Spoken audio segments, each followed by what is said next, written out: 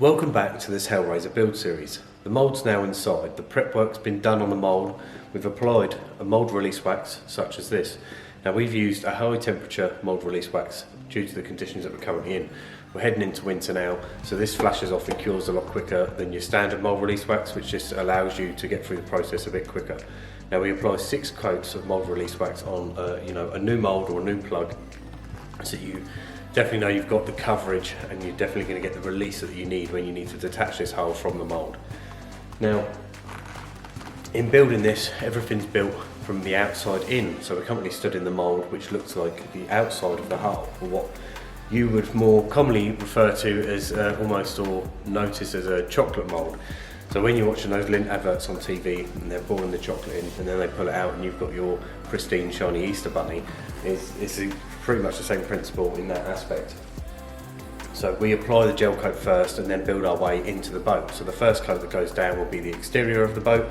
The second coat is a thickening coat, so you've got something there for longevity so you don't end up with the thin patches in the hull. Then we go in with the first layer, the thin layer of the mat, and then work our way up through the bulk until we have our complete laminate schedule for the hull. Now, we keep an eye on temperature gauge here, so we've got our current temperature, our humidity as well. So there is a ideal temperature and humidity that you want to be working with these sorts of materials. And they suggest 15 degrees. Now, if you are experienced in this, you'll probably know that 15 degrees can be very hard to work in the sense of it's too hot, it gets too hot. Because this is an exothermic reaction, what we're going to do is going to create heat, and therefore the more layers we apply in one single application, the hotter the process is going to get, the quicker it's going to cure. And when you're trying to lay up a whole hull in a primary bond chemical situation, in the sense of it all goes in as quick and together as possible so that it fuses and becomes one item, it can be very challenging, especially when you haven't got, say, a team of 4 guys running around doing it all for you. You can just sort of blast through it and get into it.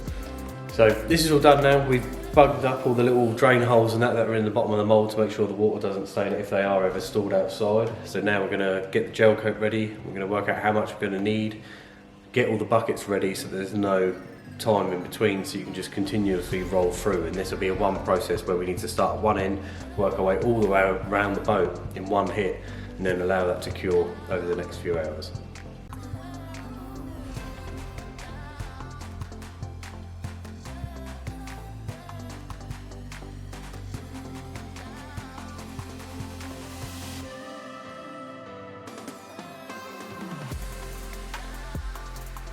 Now we use a few different mats when laying up a boat.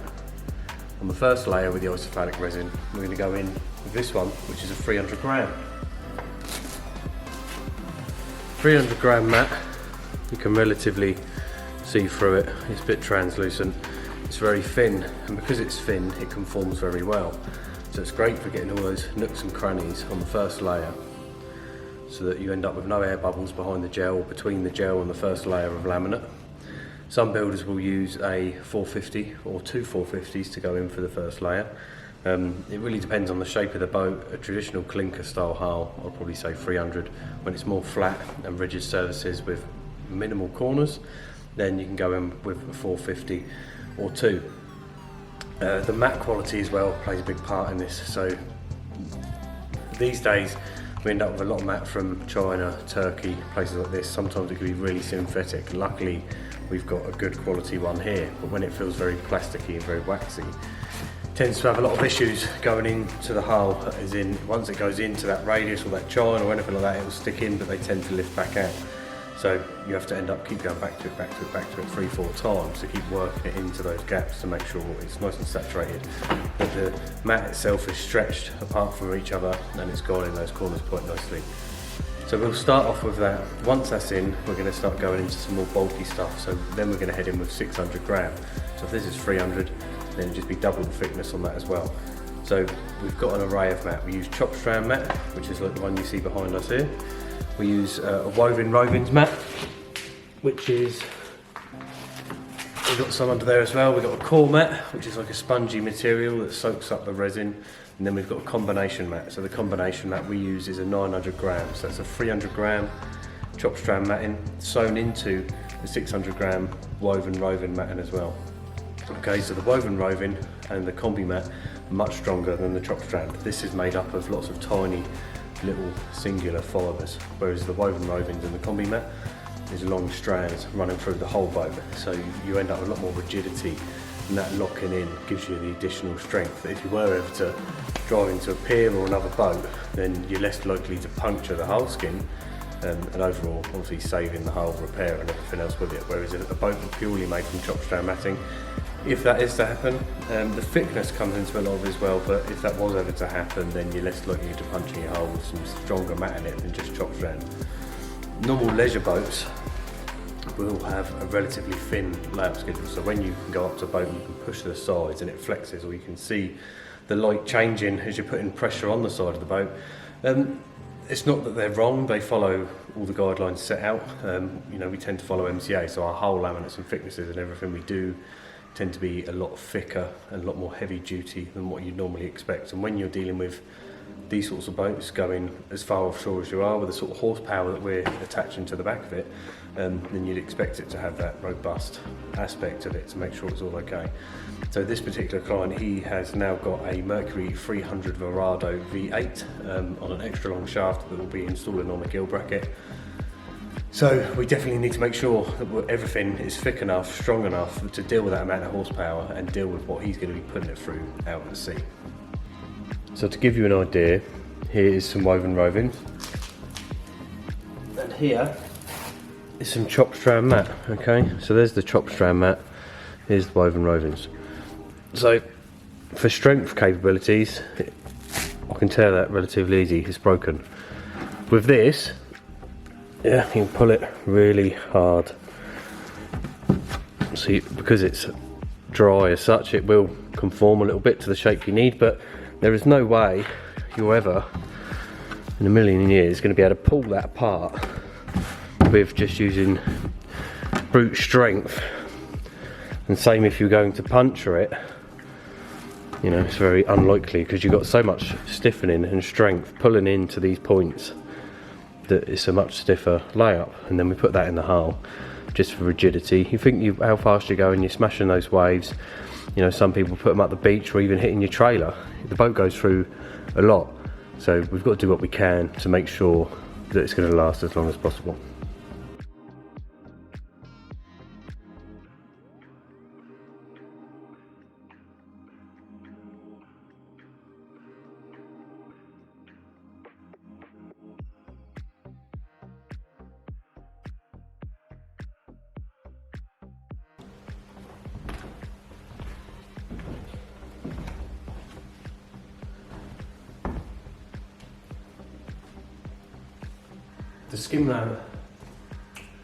The skin laminate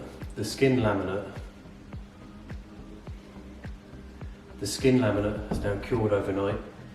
So the isophthalic resin we use, like I said, has a lot of additional properties in it: heat resistance, water resistance, all these sorts of things to help protect the inner laminate and the hull overall. So because of that, you have to add either the right amount or more catalyst than you normally would have to. You can tell if it's cured well or if the mat's gone in nicely, because usually the isophthalic or vinyl ester will remain tacky.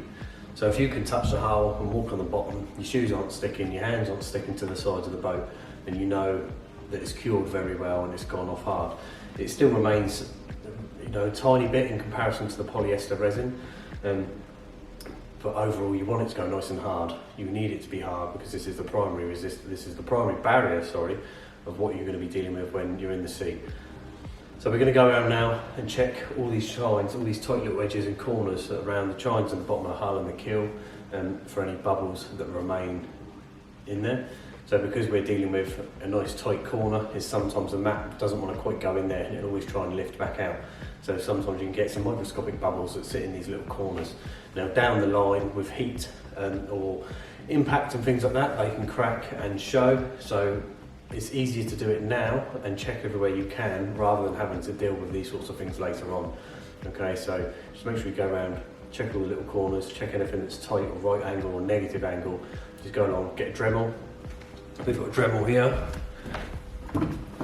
I'll just use this Dremel 3000 with a carbide tip, tungsten tip on there. and then we'll just go around, chew anything out that we need. And then when we go in to put the new mat in, is we'll inject resin, we'll roll over it and get a load of resin into that little area, so that way it fills that void, and then that way you're not going to end up with any blowouts or expansion later on. So I'll show you what I mean here. So they usually be hidden in these edges, because there's such a tight little angle, you've really got to try and get the mat and the resin saturated in there. So if you look closely here, here's a couple. So there was one there, okay, and one there. If I go right in, camera focus, you just about see the two little pinholes that are there. Okay, so they're not massive, but in the future, say, you know, in the first 12 months they might rear their head, and then that way if you deal with them now, one, you get the longevity of the gel, two, you haven't got to go back and deal with these sort of things later on under warranty, and then there's always a problem with colour matching and stuff like that as well. Although we keep the gel in stock of what has been used and we keep it as reserve just in case, but it's best to just make sure that you do these sorts of things just to save yourself the hassle, because 5 minutes now is going to cost you 3 hours later on.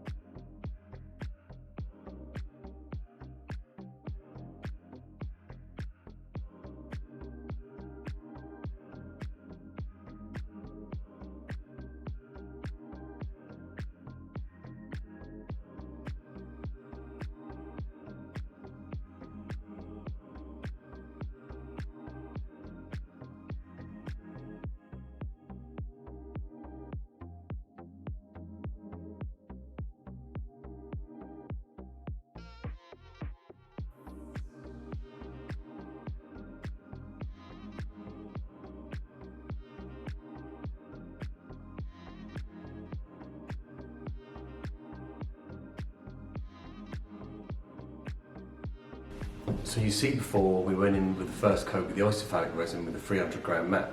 We've then gone in with a 600 gram chop strand, a 600 gram woven, another 600 gram chop strand, another woven, and then finally another chop strand.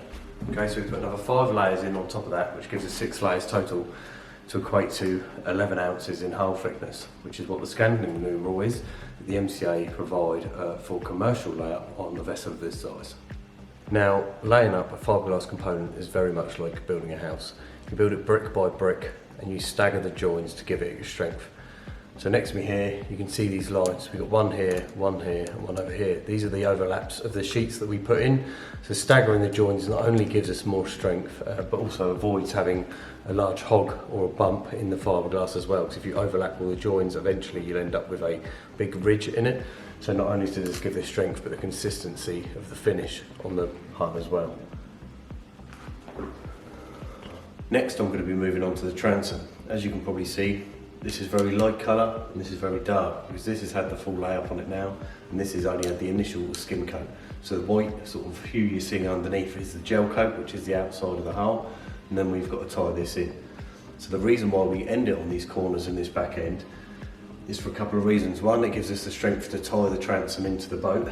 So we're going to start by an inch overlap in the corner here onto the existing, and then we're going to grow by 3 inches each time into the back of the boat. So you end up with a big grip on the inside of the hull as such. You've got to think, if you're installing large outboards on these boats, It's going to take a lot of pulling, it's going to take a lot of strain, so you just need to make sure that those overlaps are nice and large, and it's going to be gripping, it's going to be able to take the forces that you're pushing through. All the hull has been primary bonded. By that I mean it's been chemically infused as one unit because it all went off together and it's all gone through. So you get a few days window before it starts to fully cure, but regardless we need to add this in. So we need to key up the surface with some sandpaper of what we're going to be tying in here. And then that's going to give us a mechanical bond as well. So we'll get a little bit of a chemical bond because it hasn't fully cured, but now we're working on a mechanical bond, which is the keyed surface of the material. So the second reason we do this as well is we'll need to install a transom or a transom board into the back of this to take the gill bracket or pod. Okay, so if we take the glass round here and then we overlap, we're going to end up with a big ridge running all the way around the back of the boat. So when that transom goes to go into the back of the hull, you're going to have a big void behind the board because it's going to be touching all the outside, but it's not going to be touching in the middle. So this allows us to have a consistent face to bond the transom into, and then that way we don't end up with any voids down the back of it. Because once you bolt that on and you're using some large bolts with a lot of force, then you're going to end up clamping that in and it's going to crush the back of the transom into the board.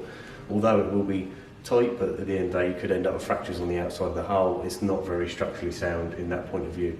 So it's the same hull layup as what we've done for the sides, but we're going to put it into the back and then tie it into the rest of the hull.